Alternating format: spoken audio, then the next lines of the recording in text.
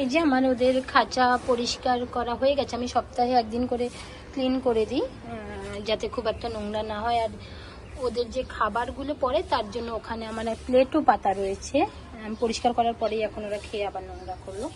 আর এখানে মহারানী আছে, মহারানীকেও আমি সাফিসিয়েন্ট জল এবং খাবার দিয়ে গেছি। আমি 3-4 দিনে অবজার্ভ করেছি যে ওরা, আমি যদি 4 দিন না থাকি তো ওদের কতটা জল এবং কতটা খাবার ওদের দরকার হয়। তো আমি যেটা দিলাম ওর একার জন্য, ফিন্সের জন্য এটাই ঠিক আছে। আর এইদিকে রয়েছে রামপাম,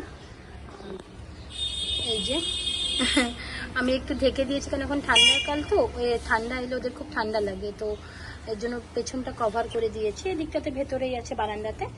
অনেকে হয়তো আপনারা বলবেন যে আমি পাখি কেন খাঁচাতে পুষি, পাখি খাঁচাতে পোষা ভালো না, বাট আপনাদের এর জন্য আমি জানিয়ে রাখি, হ্যাঁ অবশ্যই আমার যদি বড় সেট আপ থাকতো ওদেরকে রাখার, বড়